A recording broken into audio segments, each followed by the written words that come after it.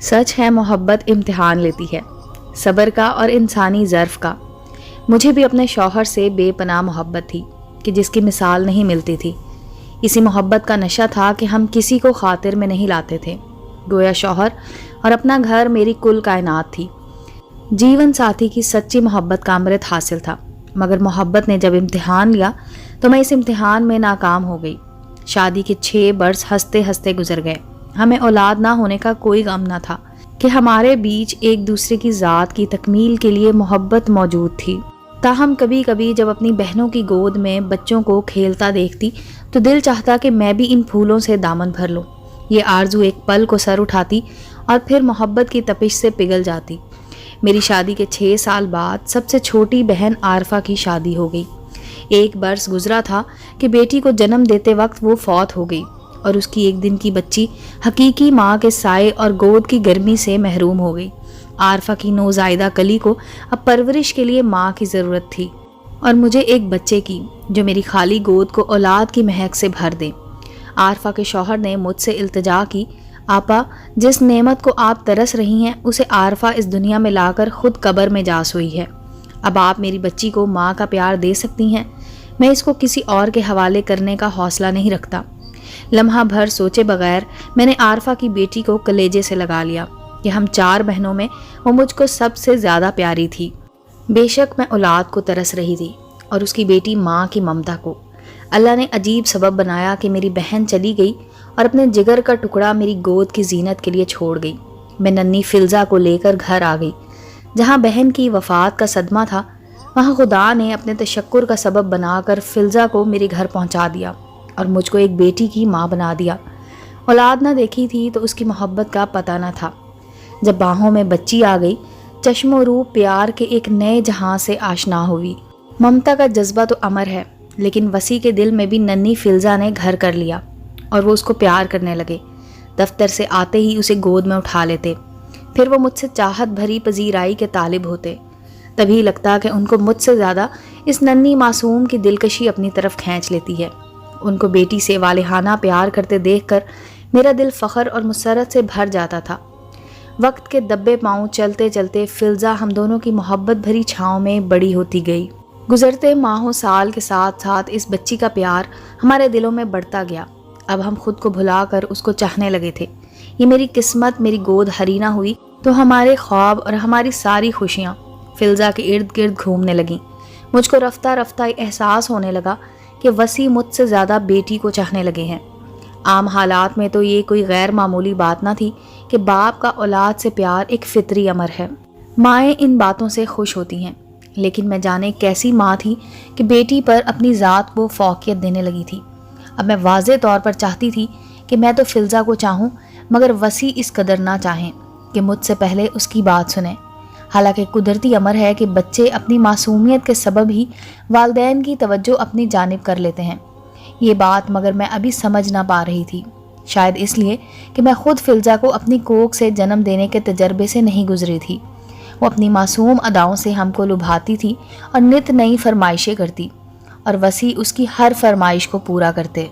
ان کو ہر دم بیٹی کی خاطرداری مطلوب تھی۔ جو بات وہ زبان پر لاتی یہ اسے دل پر لکھ لیتے تھے۔ وہ ایک حقیقی باپ کی طرح اس سے پیار کرتے تھے، جبکہ میرا رویہ اب ان کی محبت سے شاکی رہنے لگا تھا۔ فلزہ اب ماشاءاللہ 7 برس کی ہو گئی تھی۔ وہ اب بھی میرے ساتھ سونے کی ضد کرتی۔ تب وسیع کہتے، گل بانو تم فلزہ کے ساتھ اس کے کمرے میں سو جاؤ، میں اکیلا ہی سو جاؤں گا، اور وہ ایسا ہی کرتے۔ اگر بچی میرے ساتھ ہمارے بیڈ روم میں سو جاتی تو وہ اٹھ کر دوسرے کمرے میں چلے جاتے اور مگر بیٹی کی نیند کو ڈسٹرب نہ کرتے۔ میں بیٹی کو سمجھاتی، فلزہ اب تم بڑی ہو گئی ہو، تم کو اپنے کمرے میں سونا چاہیے۔ وہ جواب دیتی، ہرگز نہیں ماما، مجھے آپ کے بغیر نیند نہیں آتی۔ اس نے میٹرک پاس کر لیا تو وسیع نے ایک ضرورت مند بوڑھی خاتون کو دن رات کے لیے فلزہ کی دیکھ بھال کے لیے رکھ لیا۔ وہ ہماری بیٹی کے ہمراہ اس کے کمرے میں سونے لگی۔ تب اس نے اپنے کمرے میں میرے بغیر سونا قبول کر لیا۔ وسیع کہتے تھے کہ گھر میں اکیلا بچہ بڑی مشکل میں رہتا ہے۔ ہماری فلزہ اکیلی ہے، اس کو بہن بھائی کے رشتوں کی کمی محسوس ہوتی ہے، تبھی وہ ہمیں اپنی تنہائی کا ساتھی سمجھتی ہے۔ تب میں سوچتی کہہ دوں، اس اکلوتی نے تو آپ ہی کو مجھ سے بیگانہ کر دیا ہے۔ یہ سچ ہے کہ وسیع نے بھی کبھی اس کے بھروسے کو ٹھیس نہ پہنچائی، کہ بیٹی کو لگے وہ اس کو سب سے زیادہ پیار کرتے ہیں۔ باپ کا پیار ہی بچی کا بھروسہ اور اس کا غرور تھا جو اس کو بااعتماد بناتا تھا۔ وہ اگر کہتی تھی بابا آج میری سہیلی نے بہت خوبصورت شال لی ہوئی تھی، شام کو وسیع کے ہاتھ میں بیٹی کے لیے ایک بے حد خوبصورت شال ہوتی۔ وہ اس کی کہی ہوئی بات کو کبھی نہ بھولتے۔ میں کچھ منگوانے کا کہتی تو بھول جاتے۔ میں ایک بار فلزا نے کہا پاپا آج پیزا کھانے کو جی چاہ رہا ہے، تبھی میں نے بھی بتا دیا کہ مجھے ایک پرفیوم لینا ہے۔ وہ شام کو جا کر پیزا لے کر آئے اور میرے لیے پرفیوم لانا بھول گئے۔ کہنے لگے کل دفتر سے واپسی پر لیتا آؤں گا، ابھی بھول گیا ہوں۔ یہ ایک بار کی بھول نہیں تھی، اکثر یہ ہوتا کہ بچی کی کہی بات یاد رہتی اور میری کہی بات بھول جاتے، پھر معذرت کرتے۔ تب مجھ کو اپنی بیٹی سے حسد محسوس ہونے لگتا، شاید کہ میں ایک حاسد عورت تھی۔ دل میں وہم بیٹھ گیا کہ میں وسیع کی محبت کی بلا شرکت مالک نہیں رہی۔ کبھی کبھی تو اس قدر اپسیٹ ہو جاتی کہ شوہر سے روٹھ جاتی، کئی دنوں تک سیدھے منہ بات نہ کرتی۔ تب ان کا دل موم کی طرح پگھل جاتا، مجھ کو سمجھاتے کہ نادان خاتون یہ ہماری بیٹی ہے، اسے ہم دونوں کے پیار کی ضرورت ہے۔ بیٹیاں پرایا دھن ہوتی ہیں، آج ہمارے گھر میں ہے کل کسی اور گھر چلی جائے گی، نہ جانے پھر اس کو پیار ملے نہ ملے۔ میں فلزا کو پیار تمہاری وجہ سے کرتا ہوں۔ بیوی پیاری ہوتی ہے تبھی اولاد پیاری ہوتی ہے۔ وسیع ٹھیک کہتے تھے، مگر ان کی باتیں مجھ پر وقتی طور پر اثر کرتی تھی، اگلے لمحے میں ان کو بھلا دیتی۔ یہ درست ہے کہ مجھے بھی فلزا پیاری تھی، اسے بہت پیار سے پالا تھا، اس کے بغیر اپنے گھر میں دل نہ لگتا۔ وہ میرے گھر کی رونق تھی۔ اسے کالج سے آنے میں ذرا سی دیر ہو جاتی تو میں پریشان ہو جاتی، تبھی سوچتی کہ اگر اس کا حقیقی باپ فلزا کو مجھے نہ سونپتا تو میں بے اولاد ہی رہ جاتی۔ ڈاکٹروں نے یہ تصدیق کر دی تھی کہ میں بانجھ ہوں۔ کیا خبر کبھی وسیع کے دل میں دوسری شادی کا خیال جاگ پڑتا۔ اگر وہ اس بچی کو دل سے اپنی بیٹی قبول نہ کرتے تو اس سوچ سے دل خدا کے شکر سے معمور ہو جاتا کہ اس نے فلزا کی صورت میں اولاد سے نوازا، اور ہم زمانے میں کسی بچے کے والدین کہلاتے ہیں۔ یہ سب سمجھتے ہوئے بھی نہ جانے کیوں کبھی کبھی یہ محسوس ہوتا کہ فلزا جیت رہی ہے اور میں ہار رہی ہوں۔ شاید کہ میری فطرت میں کم ظرفی تھی کہ اپنی ہی بیٹی کو اپنے مد مقابل سمجھ لیا۔ میں کسی نفسیاتی عارضے کا شکار تھی، ورنہ ہمارے گھر کے حالات بالکل نارمل تھے، اور فلزا مظلوم کو میرے اس نفسیاتی عارضے کا علم نہ تھا۔ وہ میرے اس احساس سے ہی ناواقف تھی جو مجھے بے سکون رکھنے لگا تھا۔ وہ معصومیت سے کہتی تھی ممی نہ جانے آپ کو کیا ہو گیا ہے، کیوں اتنی چڑچڑی ہو گئی ہیں کہ بلا وجہ پاپا سے الجھنے لگتی ہیں۔ ممی نہ جانے آپ پاپا سے اتنا پیار کیوں نہیں کرتی جتنا کہ وہ آپ سے کرتے ہیں۔ اس کو کیا کہتی کہ اے لڑکی، وہ تو مجھ سے اتنا پیار کرتے تھے کہ دنیا رش کرتی تھی، تم نے ہی میرا پیار بانٹ لیا ہے۔ ایک بار میرے پیر میں تکلیف ہو گئی، وسیع سے کہا کہ ہسپتال لے چلو۔ بولے ٹھیک ہے، جلدی سے تیار ہو جاؤ، تم کو دکھا کر پھر آفس چلا جاؤں گا، مجھے بھی دیر ہو رہی ہے۔ اتنے میں فلزا نے ان سے کہہ دیا پاپا آج مجھے بھی دیر ہو گئی ہے، کالج کی بس نکل گئی ہے، میرا انگلش کا ٹیسٹ ہے، پلیز مجھے کالج چھوڑ دیں، واپسی میں ممی کو ہسپتال لے جانا، میں بہت لیٹ ہو گئی ہوں۔ انہوں نے بیٹی کو انکار نہ کیا، اسے گاڑی میں بٹھا کر کالج چھوڑنے چلے گئے۔ اس پر مجھ کو سخت غصہ آیا۔ کیا ہوتا جو آج وہ کالج سے چھٹی کر لیتی، اس کو میرے پیر کی تکلیف کا بھی احساس نہیں ہے۔ غصے میں نے وسیع کی واپسی کا انتظار نہ کیا اور ملازم سے کہا کہ ٹیکسی لے آؤ، ہسپتال جانا ہے۔ اس دن کے بعد میں نے وسیع سے کئی روز تک بات نہ کی، وہ بھی ایسی چھوٹی چھوٹی باتوں پر میرے روٹھ جانے سے تنگ آ چکے تھے۔ انہوں نے میری پرواہ کرنا چھوڑ دی۔ یوں ہی جن دنوں ہماری بول چال بند ہو جاتی تو فلزا ہی ہمارے درمیان پل کا کام کرتی تھی۔ کہتی مما خدا کے لیے آپ تو بچوں کی طرح نہ روٹھا کریں، میں بہت بور ہو جاتی ہوں، اور اب تو میرے امتحان ہونے والے ہیں۔ آپ کے اس رویے سے گھر کا ماحول خراب ہو جاتا ہے، پاپا اور میں دونوں ہی پریشان رہتے ہیں۔ وسیع بھی سمجھاتے گل بانو اب تم 42 برس کی ہونے والی ہو، کچھ تو متانت اختیار کر لو، کیا اب بھی بچی ہی ہو، بات بات پر روٹھ جاتی ہو۔ تب سوچتی کہ میرا خاوند یہ بات کیوں نہیں سمجھتا کہ محبت کی طالب بیوی سدا بچی ہی رہنا چاہتی ہے۔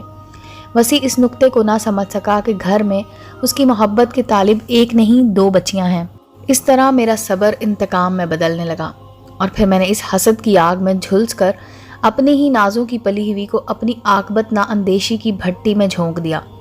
وہ ہمیشہ کلاس میں اول پوزیشن لیتی تھی، میڈیکل میں جانا چاہتی تھی، ڈاکٹر بننا اس کا خواب تھا، اور میں نے بغیر سوچے سمجھے اس کی شادی کی رٹ لگا دی۔ وسیع مجھ کو سمجھاتے رہ گئے کہ بچی کی شادی میں جلدی مت کرو، یہ فیصلے سوچ سمجھ کر کرنے کے ہوتے ہیں، لیکن میں نے بغیر دیکھے بھالے اور بنا سوچے سمجھے اس کو ایک ایسے گھرانے میں بیاہ دیا جو قطعی اس کے لائق نہ تھا۔ یوں اس کا خواب چکنا چور کر دیا۔ صد شوق کے باوجود وہ آگے نہ بڑھ سکی۔ یوں اس کا مستقبل میری جلد بازی سے تباہ ہو گیا۔ وسیع سمجھاتے رہ گئے اس کا میڈیکل کالج میں داخلہ ہو گیا ہے، اگر جلد شادی کرنی بھی ہے تو دیکھ بھال کر کریں گے، کوئی مناسب رشتہ مجھے تلاش کرنے دو، ہو جائے گی ہماری بیٹی کی شادی۔ مگر میری ایک ہی ضد تھی کہ اب اور نہیں پڑھنا، اس کی شادی کرنی ہے۔ وہ بیچاری بلکتی رہ گئی، میرے گلے میں باہیں ڈال کر منتیں کرتی رہی۔ میں اس کا دکھ نہ سمجھ سکی۔ اس نے کھانا پینا چھوڑ دیا اور میں نے پھر بھی اپنی سی کر دکھائی، صرف یہ دکھانے کو کہ میری بھی کوئی حیثیت ہے، چاہوں تو کچھ بھی کر سکتی ہوں۔ سو میں نے اور تو کیا کرنا تھا، اپنی انا پرستی میں اپنی پیاری بیٹی کا مستقبل تباہ کر دیا۔ جو پہلا رشتہ کسی نے بتایا، لڑکے کے گن دیکھے اور نہ خاندان کا پتہ کیا، چٹ منگنی پٹ بیاہ کر دیا۔ وسیع کو میری جلد بازی سے صدمہ ہوا، وہ بیمار پڑ گئے۔ میں نے پرواہ نہ کی، انہوں نے بیماری کے باوجود سارے انتظامات کیے۔ فلزہ کا حقیقی باپ امریکہ میں تھا، اس نے وہاں شادی کر لی اور پھر پلٹ کر بیٹی کی خبر نہ لی کہ اس کے ساتھ کیا بیت رہی ہے۔ کبھی کبھی فون کر لیا کرتا تھا، پھر اس کے فون آنے بھی بند ہو گئے۔ فلزہ روتی دھوتی رخصت ہو گئی۔ میں نے سکھ کا سانس لیا، جیسے ایک بڑا بوجھ میرے سر سے اتر گیا ہو۔ لیکن جب پہلی بار جا کر اس کا گھر اور اس کے سسرال والوں کا رہن سہن دیکھا تو کلیجہ منہ کو آ گیا، دل تھام لیا، سکتے میں رہ گئی۔ یا الہی، یہ میں نے کیا کیا؟ کیوں پڑوسن کی چکنی چپٹی باتوں میں آ کر اس کے کزن کے لڑکے سے بیٹی بیاہ دی؟ خود تحقیق نہ کی۔ پڑوسن جو اول فول بکتی رہی اسے سچ سمجھتی رہی۔ لڑکا نہ انجینئر تھا اور نہ تعلیم یافتہ، محض انٹر میٹرک تھا، جبکہ اس کا سارا خاندان ان پڑھ لگا۔ ظاہری شان و شوکت کو انہوں نے قرضہ لے کر دھوم دھام سے شادی کی، اس لالچ میں کہ لڑکی اکلوتی ہے، اس کے والدین کا سب کچھ اسی بچی کو ملے گا۔ ان کی ہر بات میں 100 جھوٹ چھپے تھے۔ فلزہ میرے جگر کا ٹکڑا، اب اس کے دکھ دیکھے نہ جاتے تھے۔ اس نے بہت کوشش کی نباہ کرنے کی، ہر دکھ سہنے کی، مگر میں اس کو اور دکھی نہ دیکھ سکتی تھی۔ طلاق کرانی پڑ گئی، اسے گھر لے آئی۔ بیٹی کی طلاق کو سال ہوا تھا کہ وسیع رضائے الہی سے وفات پا گئے۔ فلزہ نے ہمت نہ ہاری، پھر سے کالج میں داخلہ لے لیا۔ ڈاکٹر تو وہ نہ بن سکی، گریجویشن مکمل کر لی اور پھر بی ایڈ کر کے ٹیچر ہو گئی۔ اس نے دوبارہ شادی نہ کی، اسے شادی سے نفرت ہو گئی۔ ملازمت کر کے وہ میرے بڑھاپے کا سہارا بن گئی، ابھی اسی کے آسرے پر زندہ ہوں۔ وہ میرا خیال رکھتی ہے، مجھ سے بے پناہ پیار کرتی ہے۔ تب میں خود کو مجرم محسوس کرتی ہوں اور سوچتی ہوں کہ واقعی میں ماں کے رتبے کے لائق نہ تھی۔ تبھی بانجھ رہی کہ مائیں تو بیٹیوں کے سنہرے مستقبل کے سپنے دیکھتی ہیں، اور میں کیسی ماں تھی کہ خود بیٹی کے خوابوں کی قاتل بن گئی۔ امید ہے دوستو سٹوری اچھی لگی ہوگی۔ چینل کو لائک اور سبسکرائب کریں اور بیل آئیکن کا بٹن دبانا مت بھولیں تاکہ ہر نئے آنے والی سٹوری کا نوٹیفیکیشن آپ کو مل سکے۔ ملتے ہیں اگلی سٹوری کے ساتھ۔